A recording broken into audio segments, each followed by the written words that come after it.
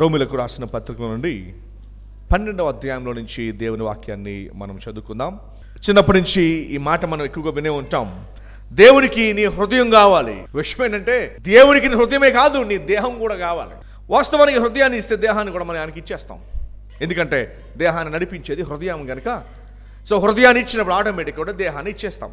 ఆయన ఆరాధించేవారు కేవలము హృదయంతో మాత్రమే కాదు. గమనించండి, బైబిల్ గ్రంథం ఆదివారం పుస్తకం కాదు. ఇది బైబిల్ గ్రంథము వారమంతా సరిపోయే పుస్తకం. ఇది కేవలం మందిరానికి తీసుకొచ్చే గ్రంథం కాదు. ఈ గ్రంథము నువ్వు ఎలా ఉద్యోగం చేయాలో నేర్పిస్తుంది. ఇరుగు పొరుగు వారితో, ఇంట్లో వారితో ఎట్లా ఉండాలో ఈ బైబిల్ గ్రంథమే చెబుతుంది. వాస్తవానికి అసలు నీతో నువ్వు ఎలా ఉండాలో కూడా బైబిల్ గ్రంథమే చెబుతుంది. ఇంట్లో ఎట్లా ఉండాలి, ఎవరు లేనప్పుడు ఎట్లా ఉండాలి, నీ స్నేహితులతో ఎట్లా ఉండాలి, ఎట్లా వ్యవహరించాలి అన్నీ చెప్పేది కూడా ఈ గ్రంథమే. సో బైబిల్ గ్రంథం కేవలం ఆదివారం మనం తీసుకొచ్చే గ్రంథం కాదు. ఇది ఎవ్రీ మార్నింగ్, ప్రతి ఉదయము ఇది ఎందుకు చదవాలి అంటే, మందిరానికి తీసుకొచ్చినప్పుడు సేవకులు చెప్పే వాక్యాన్ని తెరిచే చదవడానికి కాదు. ఇది నీ యొక్క లైఫ్ గైడ్. ఇది ఉదయాన్నే దీన్ని ఎందుకు మనం చదవాలి అంటే, అసలు ఆ రోజు ఎలా నడిపించబడాలో చెప్పేది కూడా ఈ గ్రంథమే. సో చేత ఇది నాట్ జస్ట్ సండే గ్రంథం కాదు. ఇది ఎవ్రీడే గ్రంథం. ఈ ఎవ్రీడే గ్రంథం మనకి ఏం జ్ఞాపకం చేస్తుందంటే, దేవునికి కేవలం నీ హృదయం మాత్రమే కాదు కావాల్సింది. దేవుడు ఏది డిమాండ్ చేస్తూ ఉన్నాడు అంటే, నీ యొక్క దేహాన్ని కూడా డిమాండ్ చేస్తూ ఉన్నాడు. మనం ఇప్పటివరకు హృదయాన్ని ఇస్తే చాలు అనుకున్నాం. దేవునికి కావాల్సిన హృదయం కరెక్టే. ఎందుకంటే హృదయాన్ని ఇస్తే చాలు అంటే అర్థం ఏంటంటే, నువ్వు ఆయనకి నీ హృదయాన్ని ఇచ్చేస్తే ఆటోమేటిక్గా నీ శరీరాన్ని కూడా ఇచ్చినట్టే. ఎందుకంటే హృదయమే కదా శరీరానికి కూడా లీడ్ చేసేది. చూడబోయే వాక్య భాగం ఏంటంటే, దేవునికి నీ శరీరము కావాలి. అనగా దేవుడు నీ కళ్ళు ఇచ్చింది, చెవులు ఇచ్చింది, చేతులు, కాళ్ళు, మన బాడీ అన్నీ కూడా ఈ దేవుడు మనకి ఇచ్చింది కేవలం ఆయన కోసం వాడడానికి, ఆయన మహింపరచడానికి, ఆయన కనపరచడానికే. మ్యూజిక్ యొక్క హైయెస్ట్ పాయింట్ ఎప్పుడు టచ్ అవుతుందంటే, అది దేవుని కొరకు మనం దాన్ని వాడినప్పుడే మ్యూజిక్ యొక్క పర్పస్ ఫుల్ఫిల్ అయినట్టు. ప్రతి కీర్తనలో ఒక మాట ఉంటుంది, ప్రధాన గాయకునికి అనే మాట ఉంటుంది. కీర్తన హెడ్డింగ్ మీరు గమనించారో లేదో, ప్రధాన గాయకునికి అనే హెడ్డింగ్ ఉంటుంది. ఆ ప్రధాన గాయకుడు దేవుడే, ప్రభువే దానికి ప్రధాన గాయకుడు. అనగా ద క్రియేటర్ ఆఫ్ మ్యూజిక్ ఆయనే. సో ఆయన గురించి మనం పాడినప్పుడే మ్యూజిక్ యొక్క హైయెస్ట్ పీక్ టచ్ అవుతుంది. ఈ 12వ అధ్యాయంలో ఏముందో దయచేసి ఒకసారి చూద్దాం. సో ఈ ఫౌండేషన్ మనం తీసుకుందాం. ఏ ఫౌండేషన్ అంటే, ప్రభు నీకు నూతన హృదయాన్ని ఇచ్చాడు, అయితే శరీరంతో కూడా ఆయనకి లోబడమని చెప్తూ ఉన్నాడు. చాలామంది మన విశ్వాసాలని మాట ఏంటంటే, వారు వ్యసనాల్లో, శరీర బలహీనతలో పడిపోయి చాలా తెలివిగా ఏమంటారంటే, దేవునికి నా హృదయం తెలుసండి. ఏం బాబు, ఏంటి ఇలా ఉన్నావేంటి, ఇలా చేస్తున్నావేంటి, తాగుతున్నావేంటి, ఇలా చేస్తున్నావేంటి, ఇలా వ్యసనాల్లో ఉన్నావేంటి, ఏం చెప్పమంటారు పాస్టర్ గారు, దేవునికి నా హృదయం తెలిసండి అయినాను. మరి దేవునికి హృదయం తెలిస్తాను ఇలా ఎందుకు చేస్తున్నావు? దేవుని హృదయంలో అంగీకరించడము, దాన్ని అంగీకరించిన తర్వాత మరలా శరీర ఆశలకు లోబడటము, నువ్వు ఆయన్ని అంగీకరించినట్టే. బైబిల్ గ్రంథంలో మొత్తం ఇదే బోధిస్తూ ఉంది.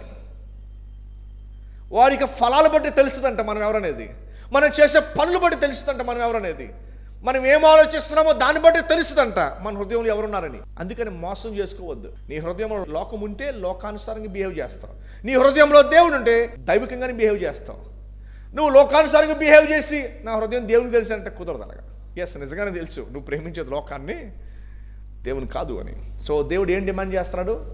నీ హృదయాన్ని మాత్రమే కాదు, ఇంకోటి ఏం డిమాండ్ చేస్తున్నాడు? నీ శరీరాన్ని కూడా డిమాండ్ చేస్తున్నాడు. నీ చేతులు, నీ కాళ్ళు, everything. God demands everything. So ఎందుకంటే ఇచ్చింది ఆయన కదా. ఇమాజిన్ ఒక బాడీ పార్ట్ లేకుండా మీరు పుట్టుంటే ఎలా ఉండేది? సింగిల్ కిడ్నీతో పుట్టుంటే ఎలా ఉండేది?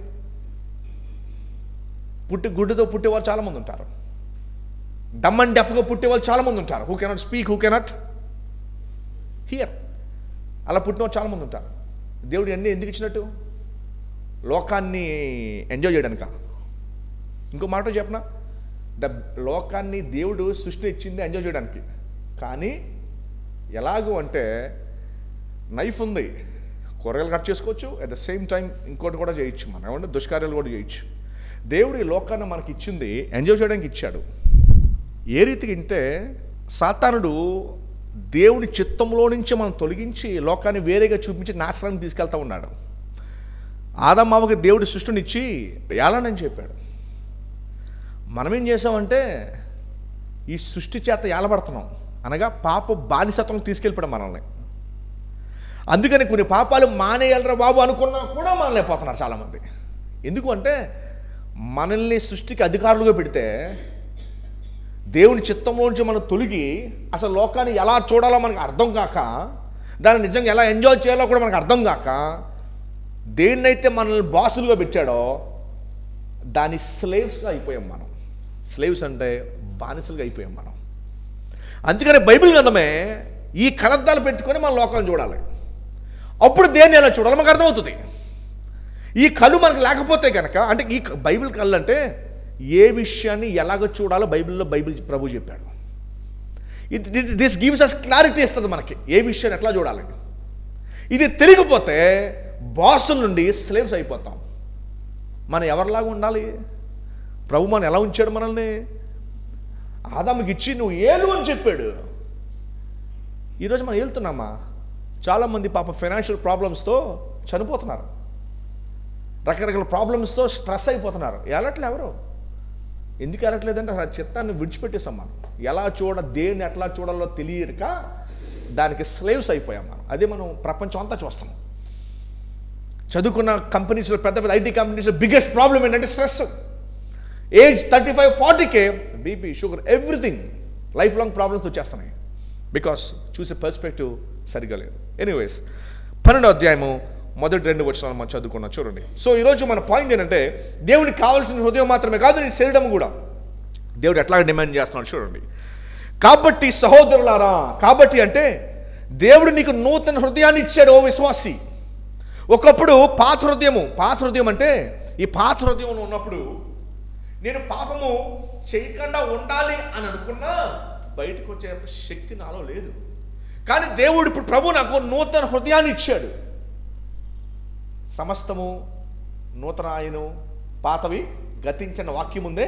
దాని అర్థం ఏంటంటే ఈ హార్ట్ ఏదైతే ఉందో సాతానికి, పాపానికి బానిస ఒకప్పుడు. అయితే ప్రభు ఏం చేశాడంటే ఆ పాత హృదయాన్ని తీసేసి కొత్త హృదయాన్ని మనకిచ్చి ఇప్పుడు క్రీస్తుకి, నీతికి దాసులుగా మనల్ని చేశాడు.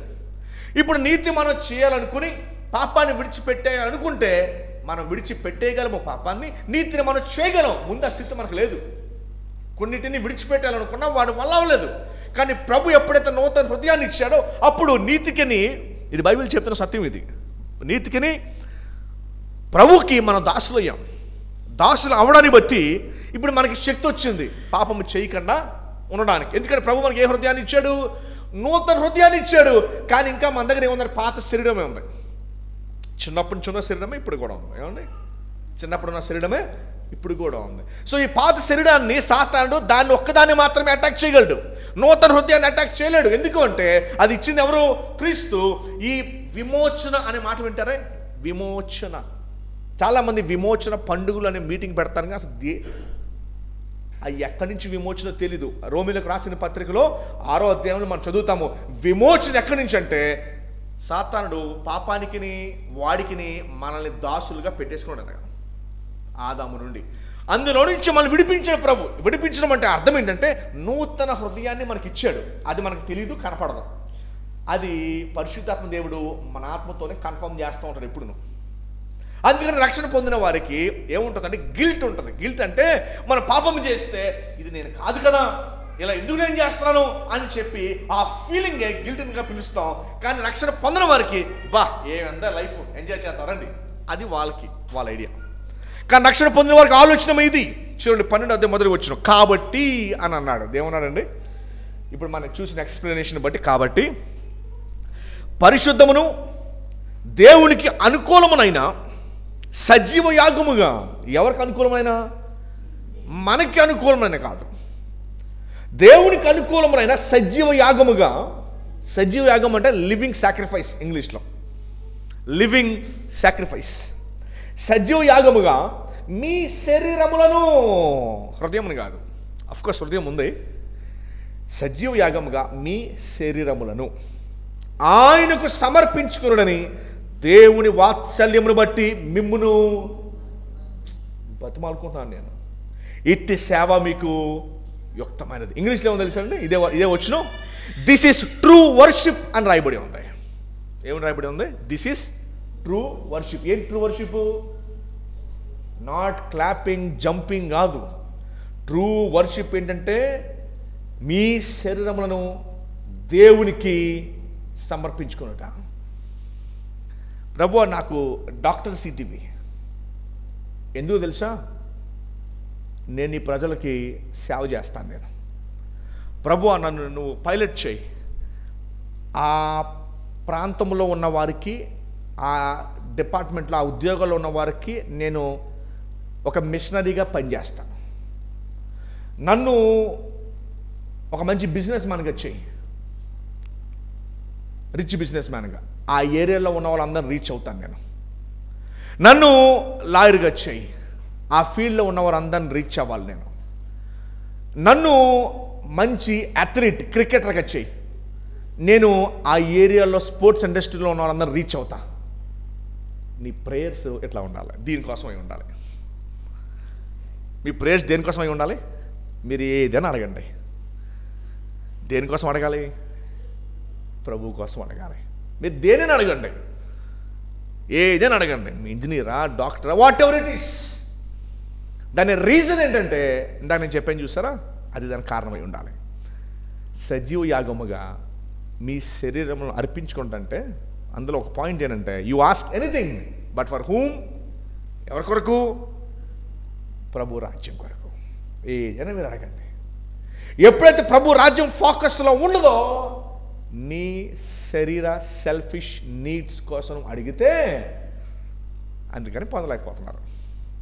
మీరు అడుగుచున్నారు కానీ యాకోబులు అంటాడు, మీరు ఎందుకు అడుగుతున్నారంటే మీరు తర్వాత ఏముంటుంది?